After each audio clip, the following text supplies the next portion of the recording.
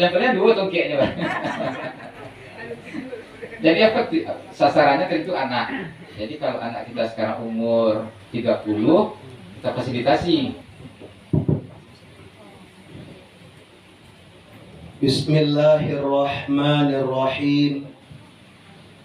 Assalamualaikum warahmatullahi wabarakatuh. Waalaikumsalam warahmatullahi wabarakatuh.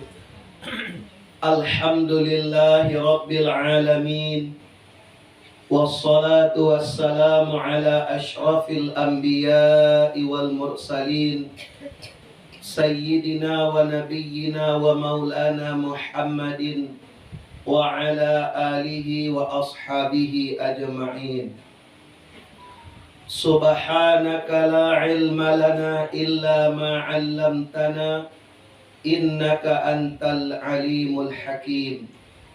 Allahumma ja'al jam'ana hadha jam'an marhuma wa tafarruqana min ba'dihi tafarruqan ma'suma. Allahumma 'allimna ma jahilna wa dhakkirna ma nasina. Amin ya rabbal alamin. Qala Allah ta'ala wa huwa asdaqul qailin wa biqaulihi yahtadil muhtadun. A'udzu billahi minasy syaithanir rajim. Bismillahirrahmanirrahim. Qul ya ibadiyalladzina asrafu ala anfusihim la taqnatu min rahmatillah innallaha yaghfiru dzunuba jami'a innahu huwal ghafurur rahim. Shadaqallahul azim. Kita berlindung kepada Allah dari godaan syaitan yang terkutuk dengan menyebut nama Allah yang Maha Pengasih lagi Maha Penyayang.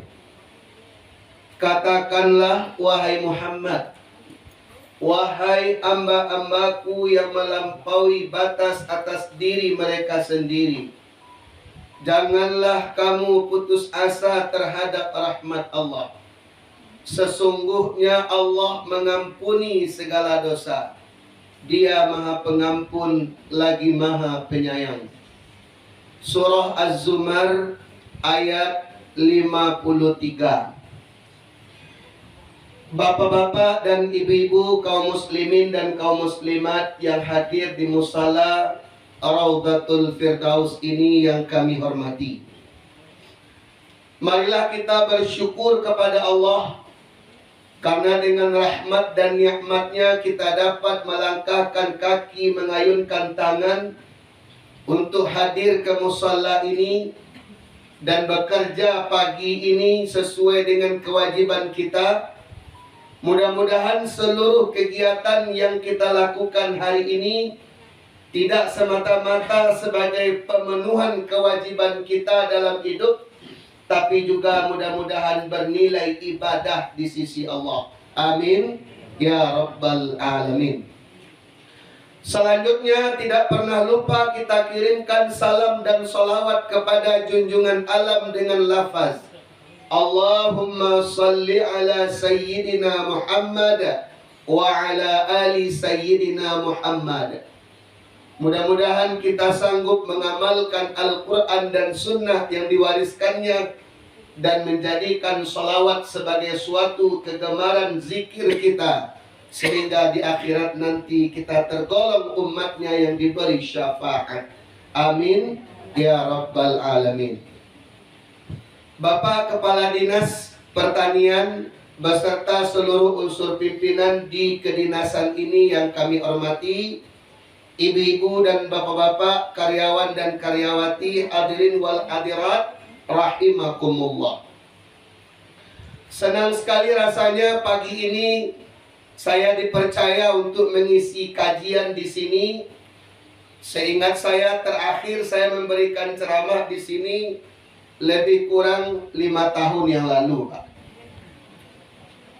Maka dengan izin Allah kita bertemu kembali hari ini.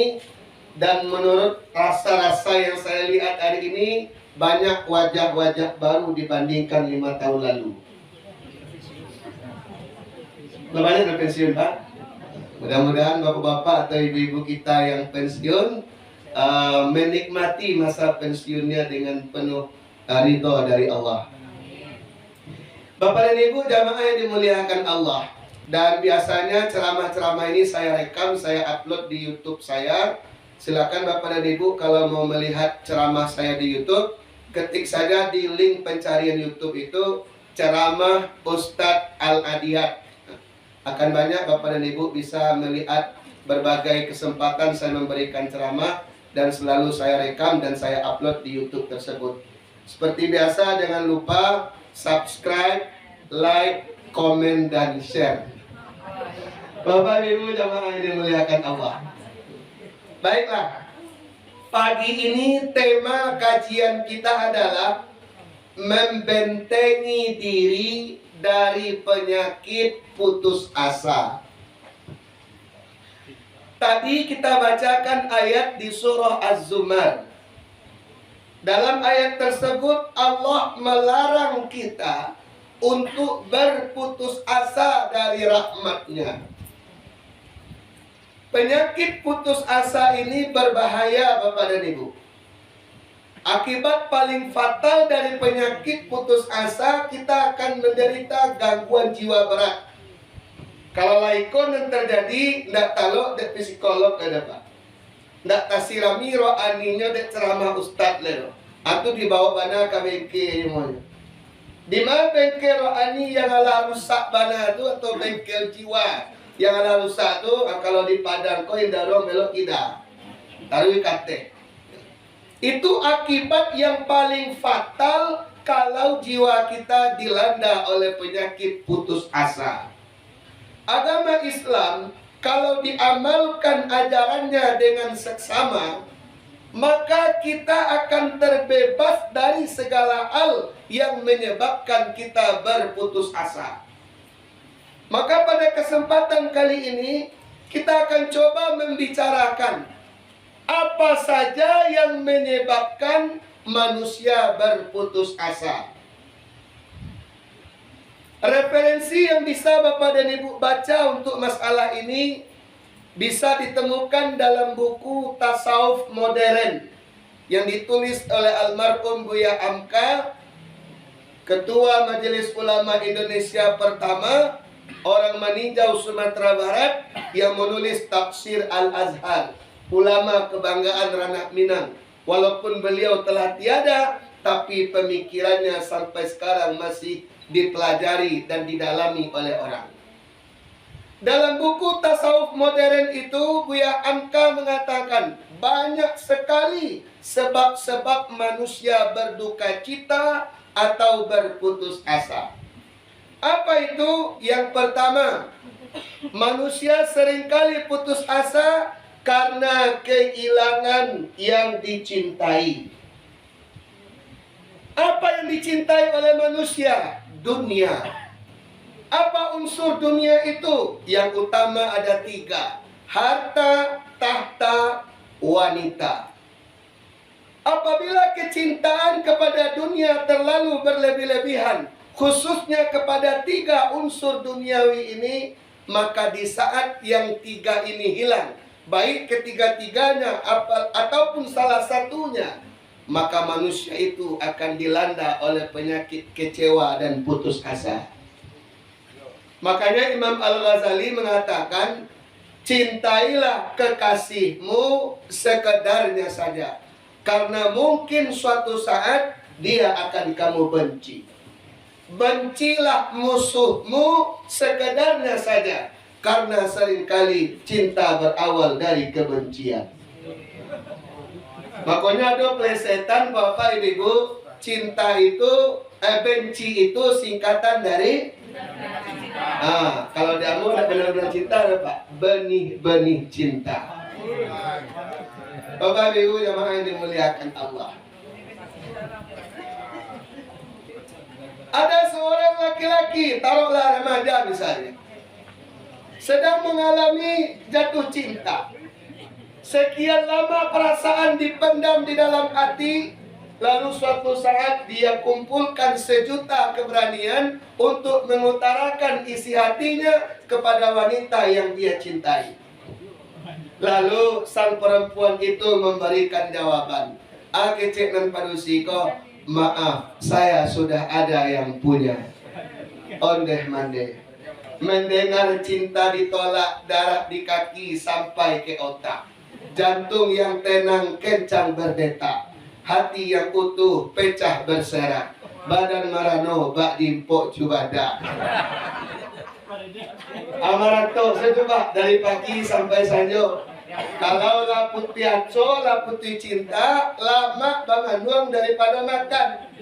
Ada pekulo diputar lagu-lagu melankolis. Onde, alega terhibur juga hati seketek denyo. Merana, kini aku merana, kekasih tercinta entah di mana. Sendiri sunyiku dibalut sepi, tiada tempatku bercurah lagi.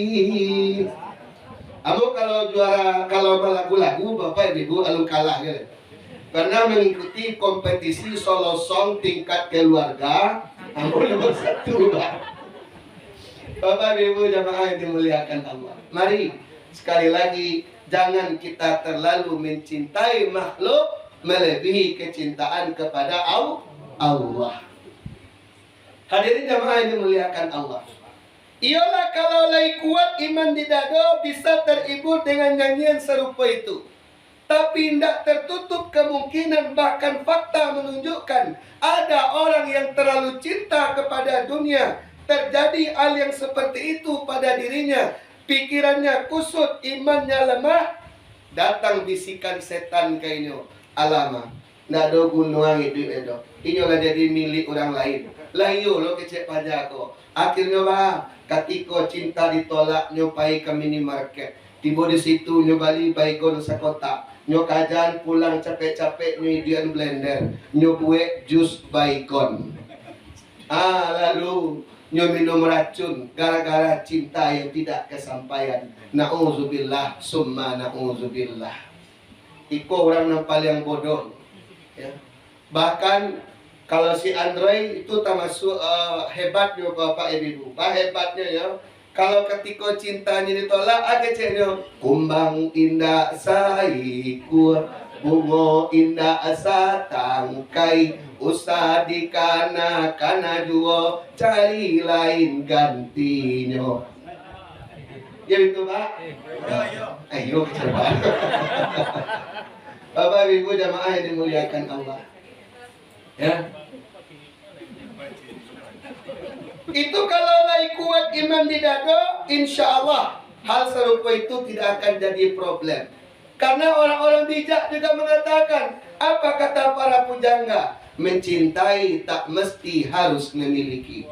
Bahkan cinta yang tinggi itu adalah ketika kita sanggup mencintai seseorang walaupun tak memilikinya demi kebahagiaannya. Aku banyak pilih orangnya Pak.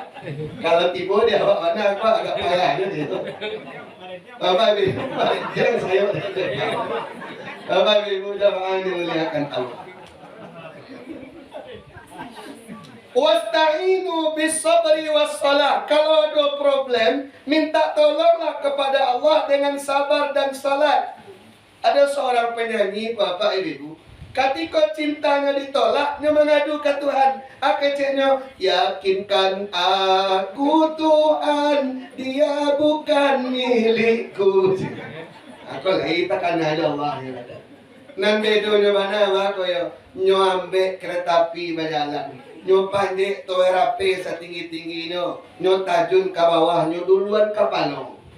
Demi apa? Demi orang yang dicintai karena tak mampu dia miliki, dia memilih jalan pintas dan potong kompas, dia mati karena itu. Na'udzubillah summa na'udzubillah. Bapak-bapak, ibu jamaah yang dimuliakan Allah. Ini jangan kita terlalu mencintai dunia melebihi kecintaan kepada Allah.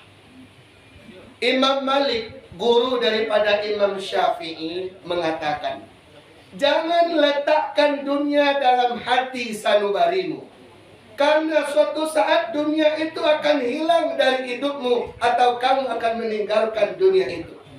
Kalau kecintaanmu kepada dunia melebihi kecintaan kepada Allah, ketika dunia itu hilang dari hidupmu, hatimu akan terluka. Sangat sulit mengobati hati yang terluka, kata Imam Malik kepada muridnya Imam Syafi'i.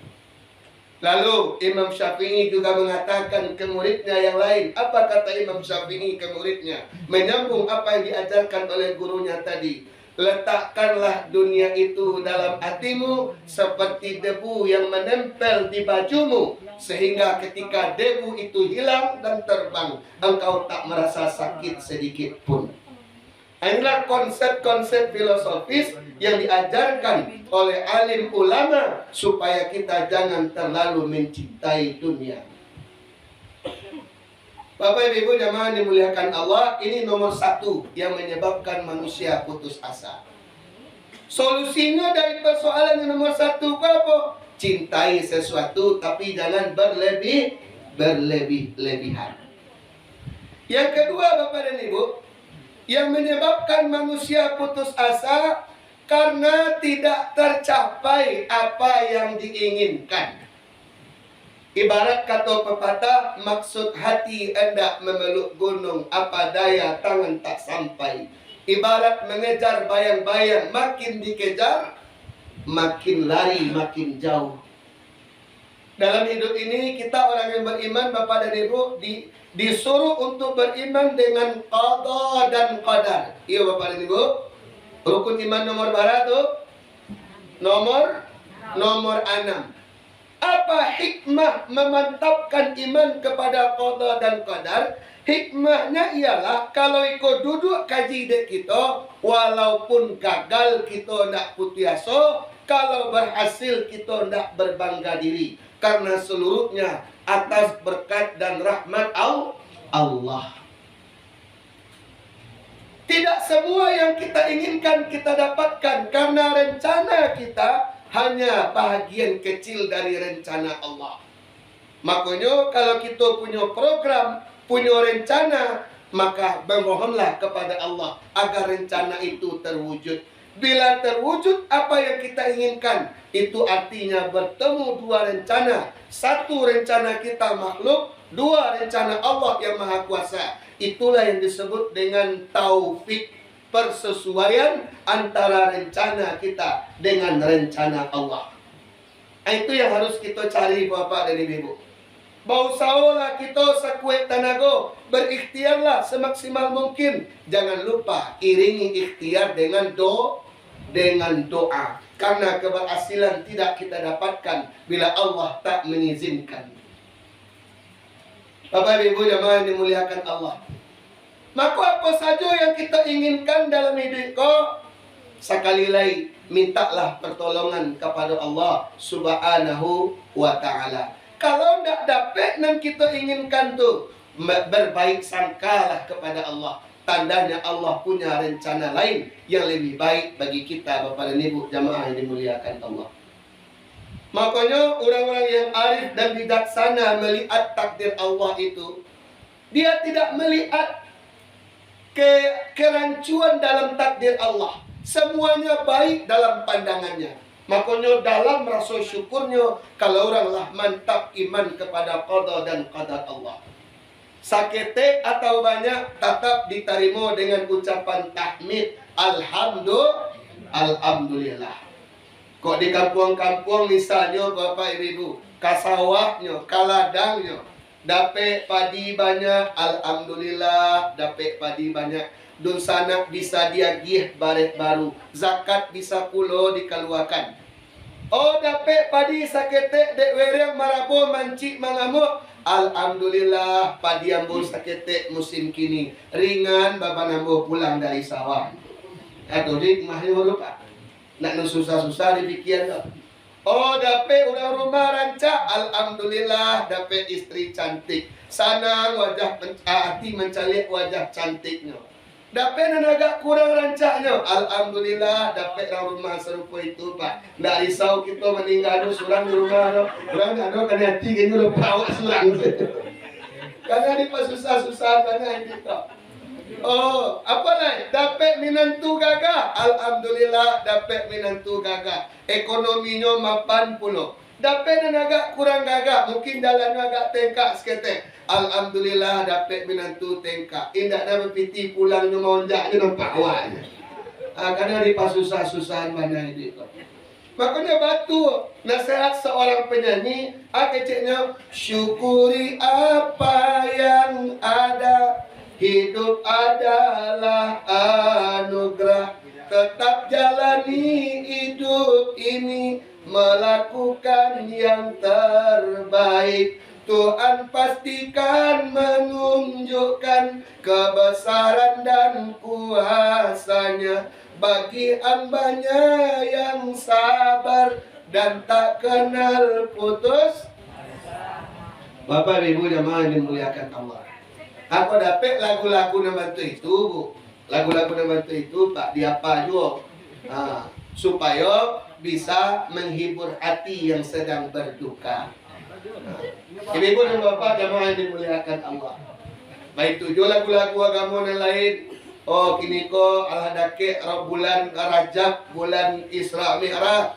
Lagu-lagu Isra Mi'raj di kana balik 27 Rajab Nabi Muhammad Isra dari Masjidil Haram ke Masjidil Aqsa. Semuanya lepas Bu. Tuhan tunjukkan tanda-tanda untuk tamsilan bagi umat Islam. Alhamdulillah lihat dapat jadi ibu juga bapak, walaupun tak satu ya. Cuma kadang-kadang kini kok kan awak agak jarang mendengar lagu-lagu serupa itu. Apalagi kalau lagu nanacuk di dana pasti dapat doa sambungan itu. Aku merindu, dapat itu. Ku yakin kau tahu. Dapat bapak ibu. Karena cok teranga. Kini yang jarang-jarang teranga tu kita dapat padangan.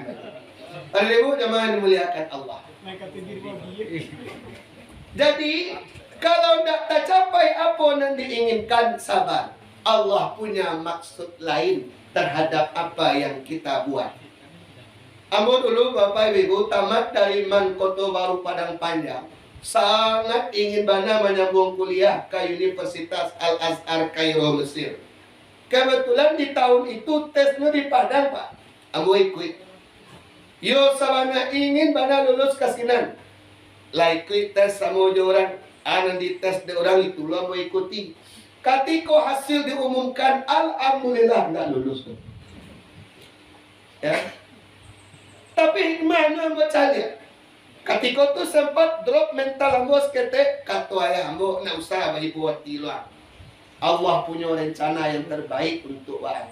Nggak bisa kuliah di Kairo di Padang pun kan bisa kuliah.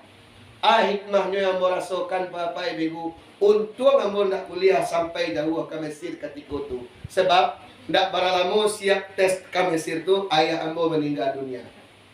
Kalau seandainya ambo jauh tinggal di Mesir pai kuliah, mungkin akan kesulitan ibu saya mencari nafkah untuk belanja adik-adik saya. Dengan ambo kuliah di Padang bisa membantu orang tua untuk mencarikan nafkah, membiayai adik-adik saya. Ini hikmah yang saya rasakan.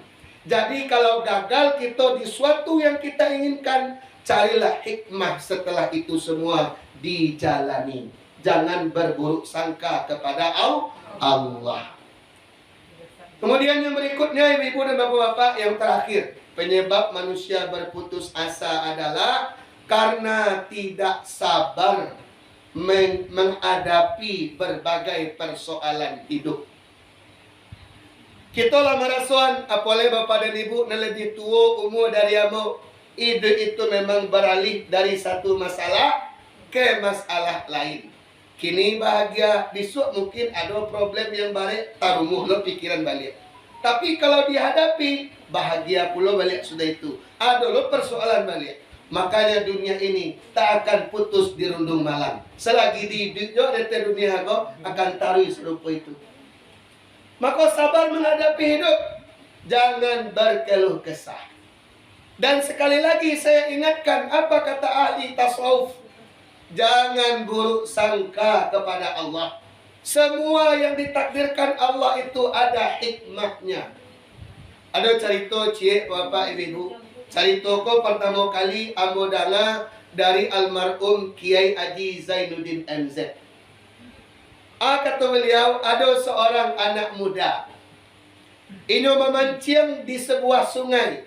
Ketika pancing ala dilempar ke dalam air, nyo duduk di bawah batang baringin sambil menunggu pancing dimakan ikan. Lalu meningadah lainnya kate. Nampak denyo buah baringin. Lalu di balik batang air nampak denyo buah labu atau kundur. Keciknya Allah Ta'ala tidak adil. Masuk yo baringin batangnya sagadang iko, buahnya kok alui-alui ketek-ketek. Sedangkan di balik batang air itu labu atau kundur, batangnya ketek, buahnya bakok gadang-gadang. Tabali Allah Ta'ala semestinya buah baringin sagadang buah kundur sagadang buah baringin. Itu nan adil kata pemuda apa tadi. Saat yang berpikir rantai itu Bapak Ibu, Allah menegurnya langsung. Jatuh buah baringin dan ketek itu Pak, pasti bodi duangnya Pak. Mengucapnya langsung, Astaghfirullahalazim, ampuni ambo ya Allah. Untuang buah baringin lain tak sagadang kundur. Kok sagadang kundur buah baringin tak baik duang dan pulang. Maknanya Bapak Ibu jamaah yang dimuliakan Allah, takdir Allah itu tak ada yang buruk. Makanya orang yang berpikir secara mendalam, maka dia akan mampu melihat hikmah di balik semua yang ditakdirkan Allah.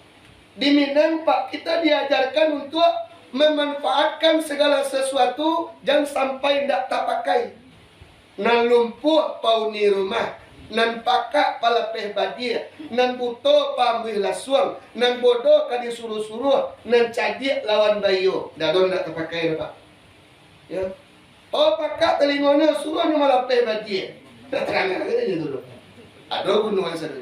Oh lumpuhnya, pada asalnya di rumah. Sudah mengadik ayam kau naik ke rumah. Kau ni rumah gunanya. Oh cadinya dijadikan ini duta atau lawan bayu. Ini filosofi orang Minang yang berusaha melihat segala sesuatu itu ada hikmah dan gunanya. Oleh karena itu bagi kita yang sedang dalam problem yang begitu banyak, sabarlah menghadapi problema itu. Insya Allah di balik kesulitan ada kemudahan.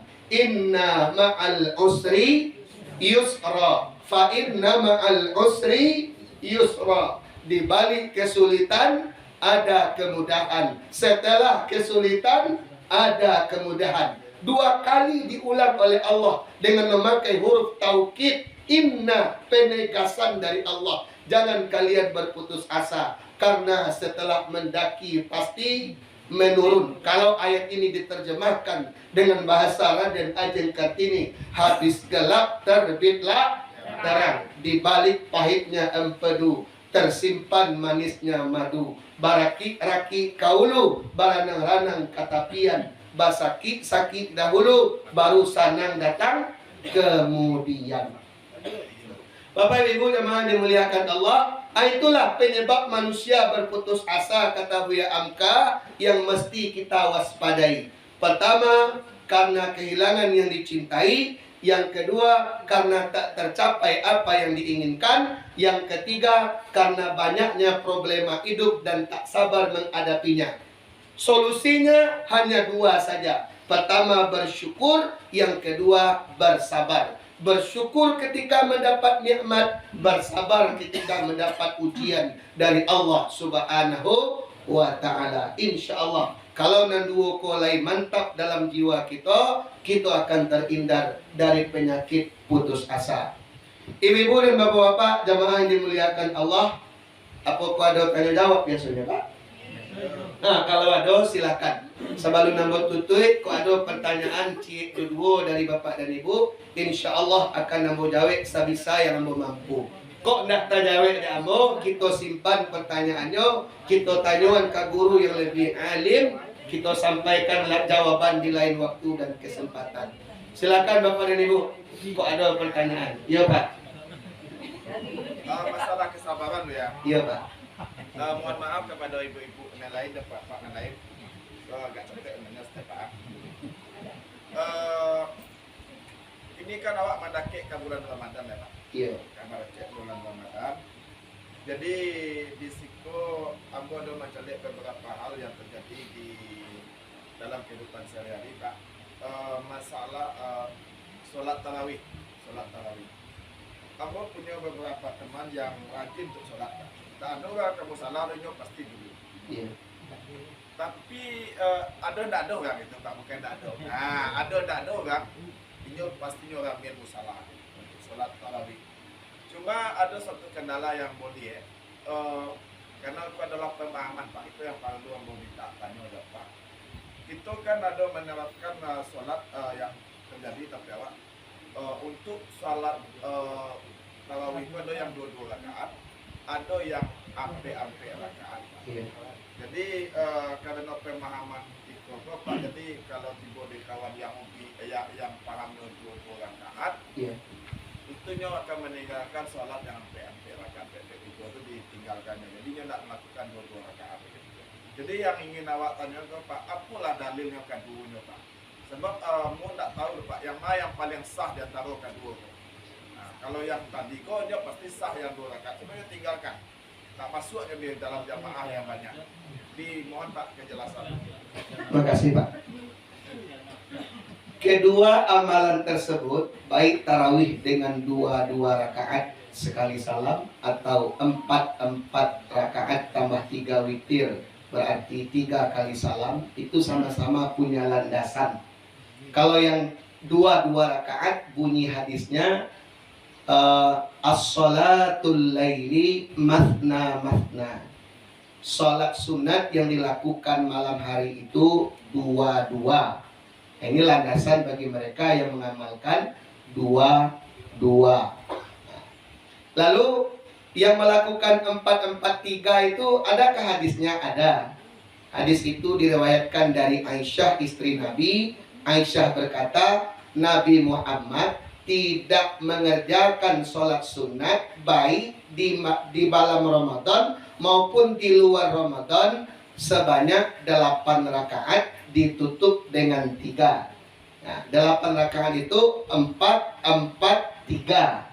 Jadi 4 yang 2 kali 4 itu tarawih dan 3 itu adalah witir. Nah, itu hadisnya bisa Bapak cari dalam kitab Fiqih Sunnah namanya, ditulis oleh Said Sabiq, baik yang berbahasa Arab maupun yang telah diterjemahkan, akan Bapak temukan hadis itu. Khusus untuk dalam kitab Said Sabiq itu memang beliau sebagai seorang ulama ahli fikih cenderung kepada pemahaman ini 4-4-3. Nah, tapi dalam kitab-kitab fikih lain yang mengamalkan 22 juga banyak. Artinya apa? Persoalan ini terjadi khilafiyah, perbedaan pendapat yang sama-sama memiliki dasar. Nah, kalau dalam persoalan sunnah kita berbeda, tidak masalah Pak. Kalau yang mana yang kita ikuti Pak Ustadz, mana yang paling kita yakini, baik secara keyakinan itu berdasarkan dalil yang telah dipelajari, atau boleh juga mana yang lebih seret rasulnya di hati awak untuk awak amalkan, pilihlah. Selagi ada dalilnya seperti yang Mas Hafian tadi. Cuma yang tidak ada dalilnya jangan diamalkan pula. Nah, contoh, sabale rakaat ya witir dibiasa sekali salam. Tidak ada dalil itu Pak. Nah, mulai rakaat 1 sampai rakaat sabale digabung setelah ini witir sekali salam selesai. Itu tidak ada. Tapi yang ada itu 22 dan 4-4-3. Kalau yang mengerjakan tarawih 20 itu semuanya mengamalkan 22 rakaat. Yang 11 rakaat dengan witir itulah yang mengamalkan 4-4-3 atau 2-2-2-2 dan 3. Nah, jadi semuanya boleh Pak. Nah, kalau Ambo tergantung sampai Ambo ceramah. Ba di situ biasanya. Kok biasanya sembahyang 8 sampai 3, kamu ikuti. Kalau biasa sembahyang 20 sampai 10 kali salam, lalu 3 dia witir. Kamu ikuti. Lo serupa itu. Di yang sunat kok ndak bervariasi banyak, ada Pak. Amalan sunnah itu ndak bervariasi banyak-banyak. Nah, selama variasi yang dimaksud ada dasar dan dalil yang bisa dipertanggungjawabkan. Nah, itu jawaban yang bisa bagi Pak. Terima kasih, Pak. Ya. Habis? Alhamdulillah. Ada boleh Bu? Silakan. Ini mah. Kebiasaan awak di kampung, Ustaz. Yo. Kalau pulang ke poso, kan doa ke poso. Yo. Sementara awak pernah menghadap lagi kalau itu dianggap bid'ah, Pak ambil di kampung. Mendoa ndak bid'ah gitu nih. Ya, itu bukan bid'ah karena usulan untuk berdoa itu kan ada dalam ayat kan. Wa idza sa'alaka ibadi anni fa inni qarib ujibu da'watad da'i idza da'ani falyastajibu li wal yu'minu bi la'allahum yarshudun. Apabila hamba-hambaku bertanya kepadamu wahai Muhammad tentang aku, katakan kepada mereka aku dekat dengannya. Aku akan mengabulkan doa orang-orang yang berdoa kepadaku. Kok perintah berdoa bersifat umum? Momennya dimanfaatkan masuk Ramadan. Itu bukan bid'ah. Dari segi bahasa mungkin ya bid'ah. Kan bid'ah itu secara bahasa artinya kan sesuatu yang diada-adakan. Memang ya dari segi bahasa itu bid'ah. Tapi ditinjau dari segi syarak, bukankah berdoa itu disuruh dalam agama? Contoh lain ayatnya, ud'uni astajib lakum. Berdoalah kalian kepadaku, aku perkenankan doa itu untukmu. Lah 2 ayat kita bacakan dalil tentang perintah berdoa. Ya, baik berdoa sendiri-sendiri maupun berdoa bersama-sama. Apalagi ketika akan memasuki Ramadan tu kok di kumpulan dosa anak banyak, kita berdoa mempererat silaturahim. Bukankah itu disuruh? Kenapa harus dikatakan bid'ah? Ya, jadi bagi yang sudah berencana mengadakan doa keluarga menyambut Ramadan, tidak usah dibatalkan hal itu, lanjut aja. Karena yang akan menilai amalan kita itu bukan manusia, tetapi Allah Ta'ala. Baiklah, kita akhiri dengan doa pagi ini. Na'udzubillahi minasyaitonirrajim. Bismillahirrahmanirrahim. Alhamdulillahirabbil alamin wassalatu wassalamu ala sayyidil mursalin wa ala alihi wa ashabihi ajma'in. Allahumma ighfir lana dzunubana wa liwalidayna warhamhuma kama rabbayana shaghira. Ya Allah, ampunilah dosa kami, dosa ayah dan ibu kami, dosa guru-guru kami, dosa orang-orang yang telah berjasa menolong kami. Ampunilah mereka seluruhnya ya Allah. Sayangilah ayah dan ibu kami seperti mereka menyayangi kami di waktu kecil. Allahumma ja'al jam'ana hadha jam'an marhuma wa tafarruqana min ba'dihi tafarruqan ma'suma. Ya Allah, jadikanlah pertemuan kami saat ini pertemuan yang Engkau beri rahmat, dan perpisahan kami setelah ini perpisahan yang Engkau berikan ampunan dan Engkau karuniakan persaudaraan yang erat di antara kami. Allahumma barik lana fi Rajabin wa Sya'ban wa ballighna Ramadan. Ya Allah, berkahilah umur kami di bulan Rajab dan Sya'ban ini, dan panjangkanlah usia kami hingga memasuki bulan suci Ramadan dan mampu beribadah dengan baik di dalamnya ya Allah. Rabbana la tuzigh qulubana ba'da idh hadaitana wa hab lana min ladunka rahmah innaka antal wahhab. Ya Tuhan kami, jangan Engkau sesatkan hati kami setelah Engkau beri kami petunjuk. Berilah kami karunia dari sisimu, sesungguhnya Engkau Maha Pemberi karunia. Rabbana hab lana min azwajina wa dhurriyyatina qurrata a'yun waj'alna lil muttaqina imama. Rabbana atina fid dunya hasanah wa fil akhirati hasanah wa qina adzabannar. Wa sallallahu ala sayyidina Muhammad wa ala alihi wa ashabihi ajma'in. Walhamdulillahi rabbil alamin. Wabillahi taufiq wal hidayah wa ridha wal inayah. Wassalamu alaikum warahmatullahi wabarakatuh. dalam kehidupan kita sehari-hari. Amin amin ya rabbil alamin. Allahu ala Muhammad sallallahu alaihi wasallam. Baiklah, untuk acara selanjutnya kita